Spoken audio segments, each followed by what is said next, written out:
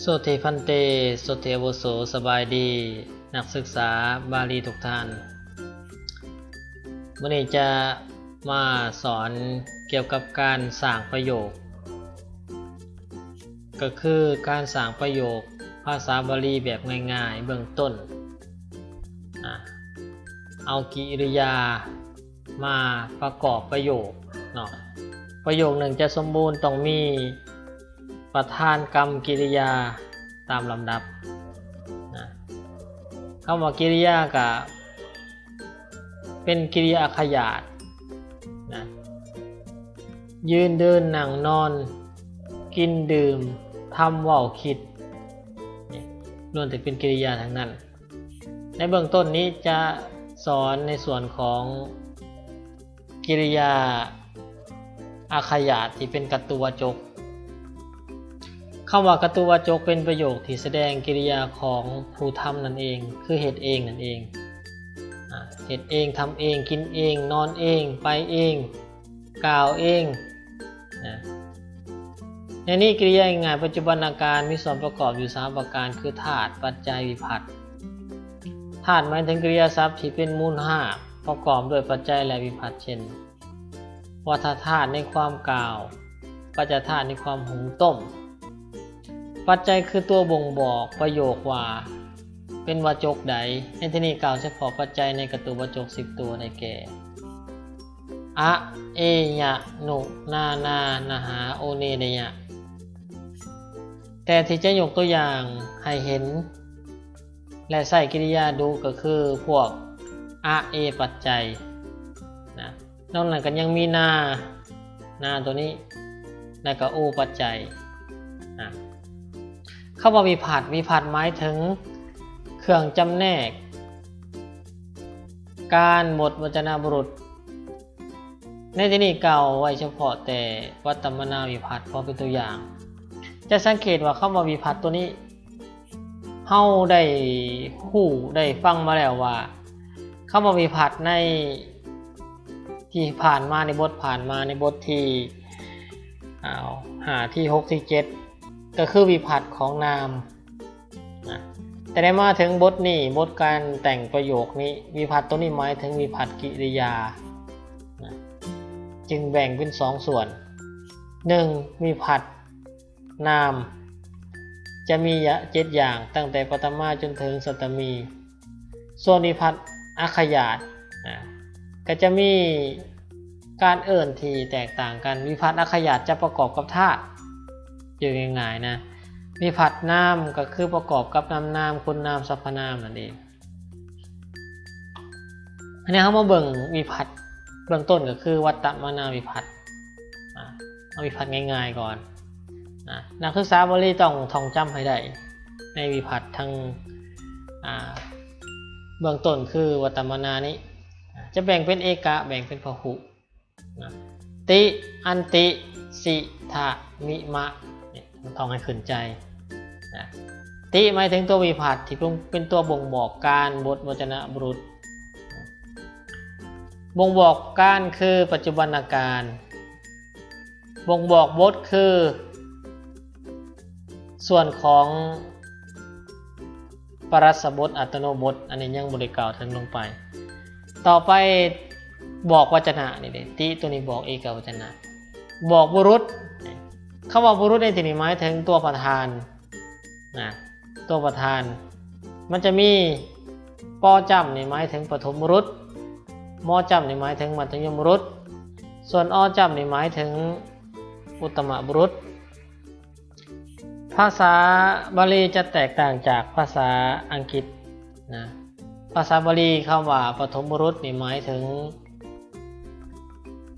ทั่วไปซึ่งบ่แม่นข่อยและเจ้าส่วนมัธยมบุรุษนี่หมายถึงคนที่2หมายถึงเจ้าหมายถึงทานส่วนอุตตมบุรุษหมายถึงตัวเองหมายถึงข่อยหมายถึงข้าพเจ้าจำแนกให้เบิ่งให้ฟังแต่ละวิภัตตินั้นในปฐมบุรุษจะประกอบด้วยติอันติถ้าเป็นเอกวจนะจะเป็นอันติถ้าจะเป็นพหุต้องเป็นอันติถ้าเป็นเอกวจนะต้องเป็นติถ้าเป็นพหุต้องเป็นอันติเจ้า เจ้าที่เป็นเอกวจนะก็จะเป็นสีเป็นพหูวจนะก็จะเป็นถาถ้าเป็นอุตตมบุรุษข่อยผู้เดียวก็จะเป็นมิข่อยหลายคนก็จะเป็นมะยกตัวอย่างการประกอบประโยคการประกอบกับธาตุเอาตัวนี้วัฏธาตุในความกล่าววัฏธาตุในการกล่าวเป็นรูทมาประกอบกับวิภัตติก็จะเป็นวัฏติวัฏันติวัฏสิวัฏทะวัฏามิวัฏามะพิเศษขึ้นมากก็คือว่าตัวที่เป็นวัฏามิวัฏามะนั่นนะถ้าอยู่ในส่วนของอุตตมบุรุษนะจะทีฆะหลังธาตุวัฏธาตุจากอานี่เป็นอานี่แหละจากอานี่เป็นอาจะเป็นวัฏามิวัฏามะนะทีนี้เมื่อมาประกอบในประโยคแล้วนี่จะเป็นจังสิเห็นบอกนะปฐมบุรุษหมายถึงคนทั่วไปนี่หมายถึงทั่วไปบ่แม่นข่อยและเจ้ายกเว้นข่อยและเจ้าอาจจะเป็นนโรอาจจะเป็นปุริโสอาจจะเป็นภิกขุก็ได้ซึ่งบ่แม่นข่อยและเจ้าเป็นเอกวจนะก็เป็นนโรธัมมังวัฏตินะอันว่า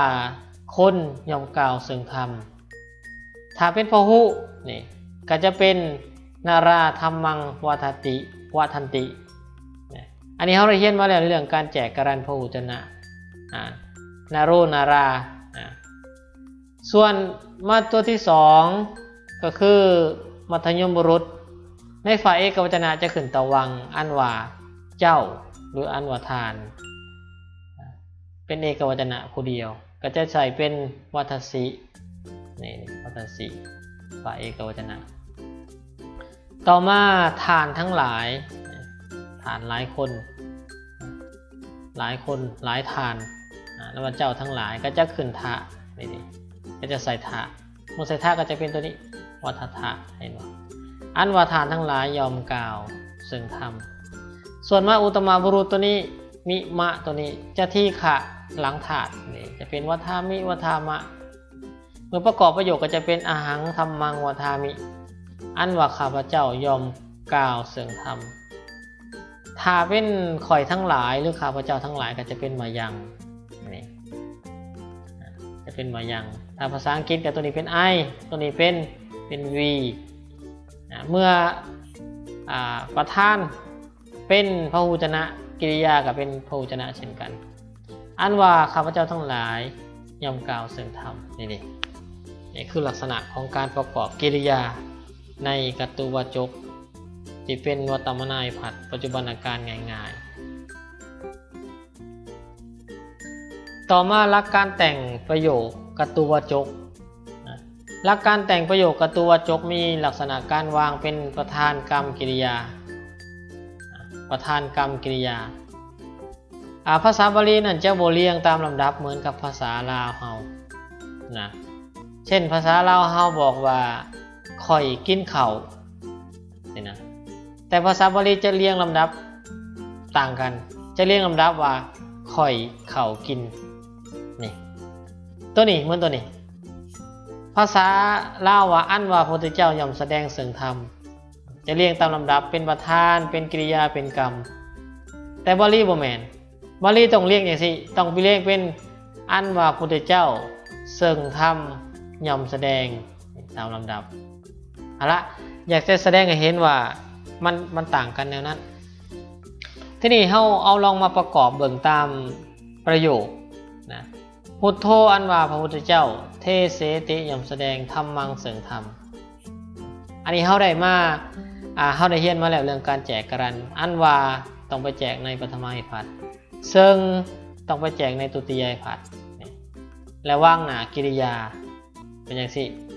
นะส่วนการแปลนั้นจะแปลลักษณะนี้ขอไปเดือนให้ดูจังหน่อยนี่ลักษณะการแปลจะแปลวนนะลักษณะการแปลจะแปลวนจะแปลประธานเลขที่หนึ่งก่อนพุทโธอันว่าพระพุทธเจ้าเทเสติย่อมแสดงธรรมังซึ่งธรรมเป็นการวนไปอย่างสินะพุทโธเทเสติแล้วก็ธรรมังอันว่าพระพุทธเจ้าย่อมแสดงซึ่งธรรมนี่คือประโยคการแต่งประโยคภาษาบาลีเป็นอันนี้ส่วนประโยคต่อมาให้เราสังเกต นี่เฮาสังเกตอันว่าคนย่อมฟังเสียงธรรมเมื่อเป็นบาลีจะเรียงเป็นอันว่าคนเสียงธรรมย่อมฟังนี่มันก็จะเรียงเป็นนโรธัมมังสุนาติอันว่าคนนโรเทสุนาติย่อมฟังธัมมังเสียงธรรมนี่อันนี้เอาเป็นฝ่ายเอกวจนะก่อนเป็นปฐมบุรุษหรือหมายถึงว่าสิ่งทั่วไปซึ่งโมเมนต์คอยและเจ้านั่นเองต่อมาประโยคนี้เนี่ยปุริโสอันว่าบุรุษเนี่ยคัจฉติย่อมไปทำอาคามังสู่บ้านจะเรียงลักษณะนี้เวลาแปลจะแปลว่าปุริโสอันว่าบุรุษคัจฉติย่อมไปคามังสู่บ้านจะวนกันมาอย่างนี้ต่อมาประโยคนี้ทายโกอันว่าทายกปุ๊บมหากิริยาเทเสติยอมถวายอาหารังซึ่งอาหารนี่สังคัสสะแก่ประสงค์นี่แต่ลักษณะการเลี้ยงจะเลี้ยงแบบนี้จะเลี้ยงแบบนี้ทายกพระสงฆ์อาหารถวายนี่ลักษณะพิเศษของภาษาบาลีเป็นแบบนั้นเมื่อเขาสังเกตดูเขาก็จะเห็นว่าอ๋อภาษาบาลีมีการวางที่พิเศษเหมือนกับภาษาลาวหรือภาษาอังกฤษเช่นประโยคนี้อันว่าภิกขุย่อมฉันซึ่งอาหารก็จะแต่งเป็นภิกขุอันว่าภิกขุปุญชติย่อมฉันอาหารังซึ่งอาหารจะแปลวนกันมาอย่างสิต่อมาประโยคว่าสัมมเนโรปานังปิวติอันว่าสัมมเนโรอันว่าสัมมเนปิวติย่อมดื่มปานังซึ่งน้ำนี่ประโยคต่อมากัญญาอันว่าเด็กหญิงผู้เดียวลัพติย่อมได้ถ้านั่งซึ่งศัพท์ต่อมาประโยคว่าเศรษฐีย่อมกระทำซึ่งกุศลเวลาเรียงประโยคก็จะเรียงเป็นเสอันว่าเศรษฐีอันว่าเศรษฐีกโรติย่อมกระทำนี่กุศลังซึ่งกุศลนี่คือลักษณะของการแต่งประโยคบาลีนะในเมื่อประโยคที่เป็นพหูชนะได้เขาจะแต่งยังไงสมมติว่าตัวนี้เป็นเทเสนติก็แสดงว่าเป็นพหูชนะสมมติเป็นเทเสนตินี่เทเส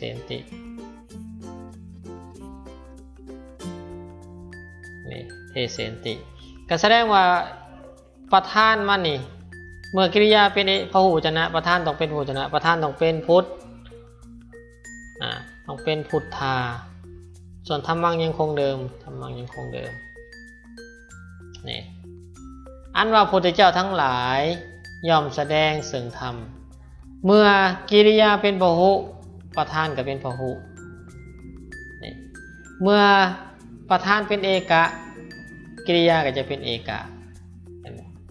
ส่วนติตัวนี้เป็นอันติเห็นไหมอันติจะสังเกตว่าติอันติเห็นไหมติเป็นเอกะติเป็นเอกะอันติเป็นพหูชนะในเด็กแจกตามมาที่นี่ถ้าเขาอยากเปลี่ยนตัวนี้ได้สันในฝ่ายพหูอันนั้นคนนี่คนเดียวถ้าเป็นคนหลายคนก็จะเป็นนารานี่ยอมฟังซึ่งธรรมก็จะเป็นธัมมังยังคงเดิมส่วนสุนาติต้องเปลี่ยนแล้วสุนาติต้องเป็นอันติเป็นสุนันตินี่คนทั้งหลายอันนี้ฝ่ายส่วนตัวนี้เหมือนกันตัวนี้ถ้าเป็นพหุให้จะได้เป็นพหุตัวนี้ก็จะเป็นปุริสาตัวนี้ก็จะเป็นเมื่อประธานเป็นพหุกิริยาต้องเป็นพหุจากตีธรรมดาต้องเป็นอันติฉะนั้นจึงเป็นขัดฉันตินี่ตัวอื่นอีกเช่นสามเณรคนเดียวปิวติถ้าสามเณรหลายคนก็จะเป็นอย่างสามเณรหลายคนสามเณรโลสามเณรรากินก็ต้องเป็นพหูชนะอันติเป็นปิวันติ นี่เป็นต้นอันนี้ให้ยกตัวอย่างให้เห็นถึงลักษณะการแต่งประโยคง่ายๆนะแต่งประโยคง่ายๆส่วนมื้อหน้าจะอธิบายให้ลึกซึ้งแล้วก็ให้มีการขยายที่ซับซ้อนยิ่งขึ้นอันนี้คือการเรียนวิธีการแต่งประโยคเบื้องต้นและการแปลประโยคเบื้องต้น